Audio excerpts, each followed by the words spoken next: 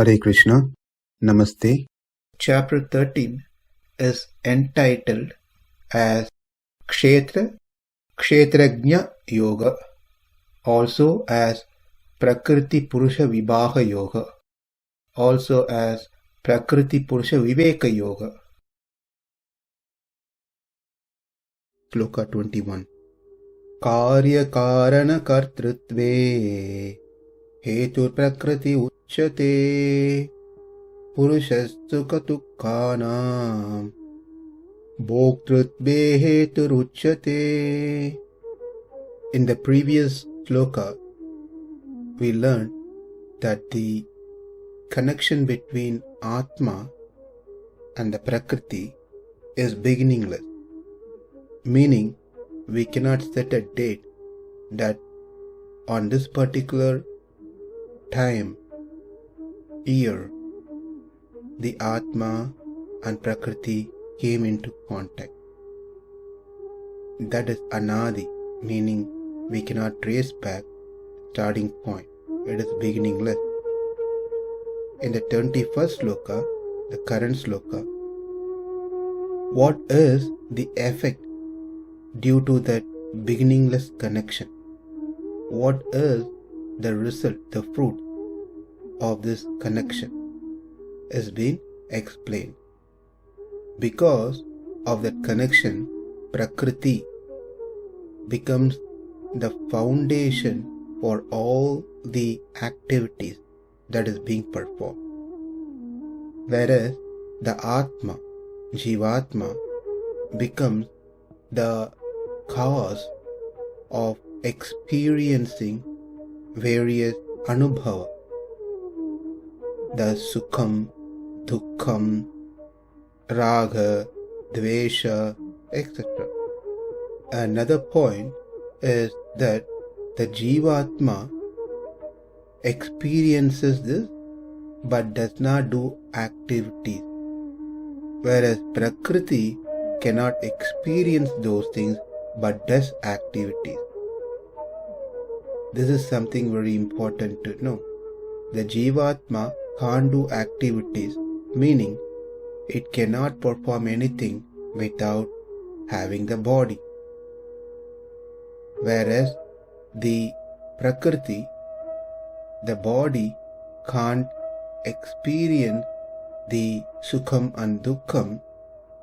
It is actually the Jivatma which experiences them.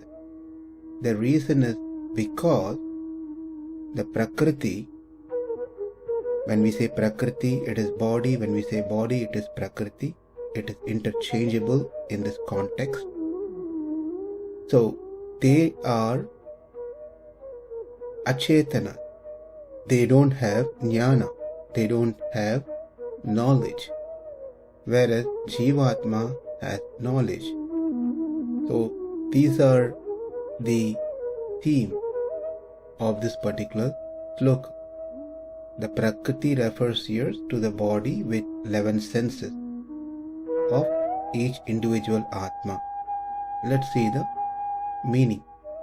Karya of effect, kāraṇa, and cause, kartṛtve, in the matter of creation, hetuḥ, the instrument, prakritihi, material nature, ucyate, is said to be puruṣaḥ, the living entity, sukha, of happiness, duḥkhānāṁ, and distress, bhoktṛtve, in enjoyment, hetuḥ, the instrument, ucyate, is said to be.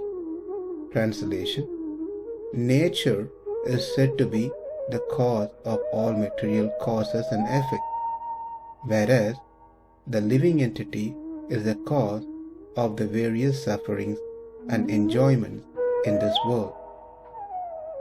So, the sloka says that the activities of the body and the organ, whatever we do, the body does, have their foundation in Prakriti, because the body is a byproduct of the main Prakriti.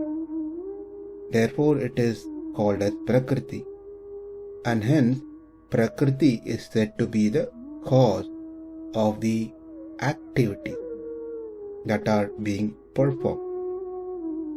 That is explained in the first half of the sloka. Whereas the second half of the sloka says that the experiencing of pleasure and pain, the Atma, the self, is the seat of those experiences, and hence it is said to be the cause. Prakriti is the cause of activities, whereas Purusha, in this case the Purusha, is the Atma, Jivatma, is the cause of the experience. Let's remember the previous sloka is about the beginningless connection between Prakriti and the Atma. This sloka, by that connection, what is the effect that comes out of? The effect is Prakriti becomes the doer of the activity, action, where the Atma is the cause of experiencing the sukha-duḥkhānāṁ. Therefore, each one is depending on the other one. Without Atma, Prakriti can't do action. And without the body, the Atma will not experience the variations. That is what is said here. Any action that's involved or caused by the body, kārya-kāraṇa-kartṛtve hetuḥ. Whereas any experiences are caused by sukha-duḥkhānāṁ bhoktṛtve hetuḥ, the Atma. Body cannot experience since they don't have jnana.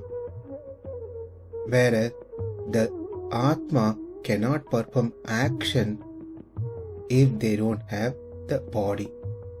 So, karyam, the body, kāraṇam, the 5 sense organs, the 5 organs of action, mind, etc., becomes the cause of the activity. It is the prakriti, the mula prakriti that we saw in previous session, which transformed into the body, and the indriya performs all the activities.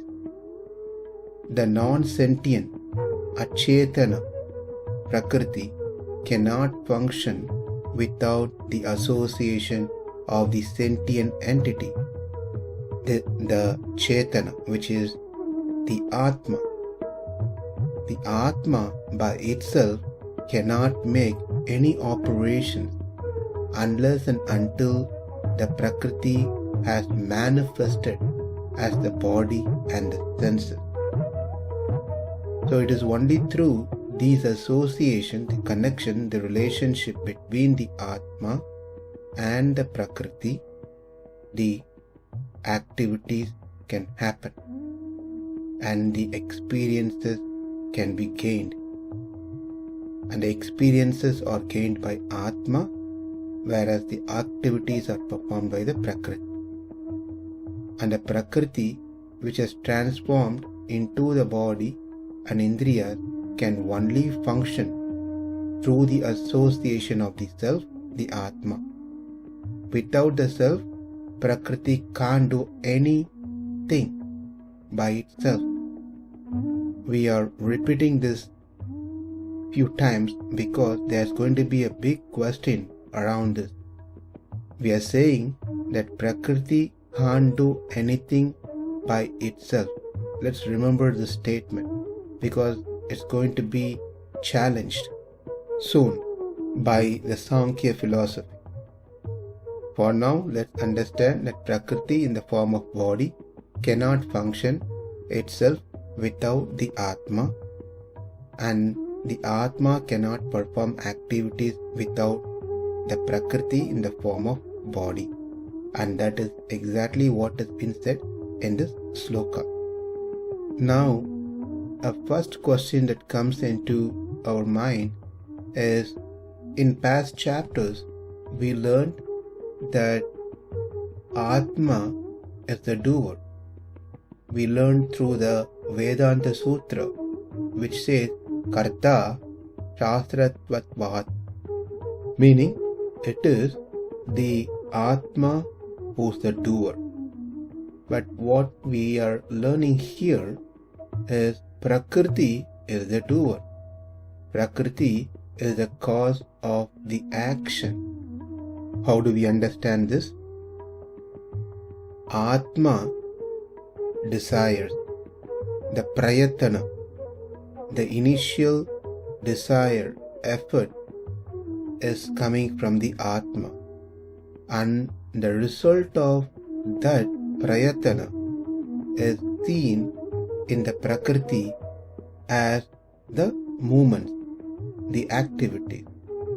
Therefore, it is said activities are done by prakriti, but that was initiated by the prayatana of the Atma, meaning it is the Atma which initiates through its jnana and ichcha, and that transforms into an action which is done by the prakriti. Unless the Atma initiates, the prakriti is not going to do an activity, because prakriti is achetana, whereas Atma is chetana, meaning Atma is conscious with knowledge, whereas prakriti is unconscious without knowledge. Hence, prakriti is depending on the Atma to initiate, and Atma performs the activity by initiating, which becomes the activity done by the prakriti. In that sense, whatever the Vedanta Sutra says is perfect. It is the Atma who is the doer, and the body and the Indriyas perform actions only in accordance with the karma of the individual self. Happiness and sorrow resulting from these actions are experienced only by the respective Atma who is in that body. So, the main point here, if nothing is understood so far, the simple thing to remember is prakriti acts, puruṣaḥ, the Atma, experiences. And the prakriti that we are mentioning here is in the form of body, which is made of 5 elements and then various senses and organs, which is nothing but the transformation of the main, the Moola Prakriti. This concludes the main message what Krishna wants to convey in this sloka. But this opens up a bigger discussion from the viewpoint of Sankhya. Sankhya is another school of philosophical thought. According to their teaching, it is Prakriti who is the doer by itself. It is not depending on anything else, meaning the Prakriti is independent to perform its activity. It doesn't require a Chetana, a conscious being, to make Prakriti do an activity. This is their argument. Let's learn about this in our next session. Namaste. Hare Krishna.